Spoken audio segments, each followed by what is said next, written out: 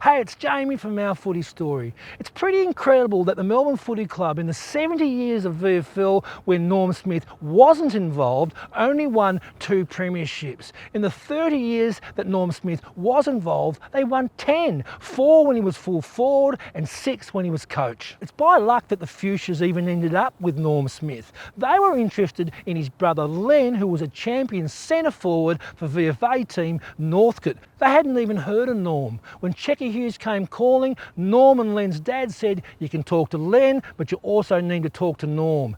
And there, a future football legend's course was set. Norm became a gun full forward, kicking 546 goals over 210 games. He was the club's leading goal kicker 4 times, he won a premiership 4 times, and he also captained the club for 3. Well, Norm Smith took up the role and began 15 years of coaching, taking the club to 11 finals appearances, 8 grand finals appearances and 6 premierships. Smith was a tough disciplinarian who was inspired by his childhood of following Collingwood and watching the great Jock McHale coach his troops down at Victoria Park.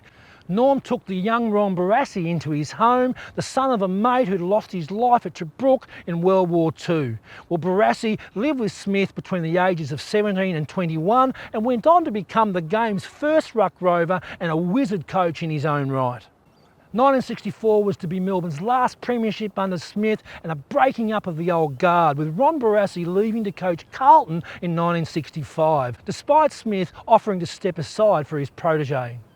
Also in 65, Smith was sensationally sacked from the Melbourne Football Club after speaking out publicly about the poor performance of a field umpire who'd promptly threatened to sue. Well, Smith wanted the support of the Melbourne Football Club board, who weren't having a bar of it. After a series of miscommunications, Smith was sacked before being reinstated a week later. But the damage had been done and Melbourne only won 1 more game for that season, missing the finals for the first time in 11 years. There's no surprises why the best player on grand final day wins the Norm Smith medal. The man was named as the AFL's Team of the Century coach, Melbourne Football Club's Team of the Century coach, and of course enjoys legend status in the AFL Hall of Fame and the Melbourne Hall of Fame. 1, 2, 3, 4.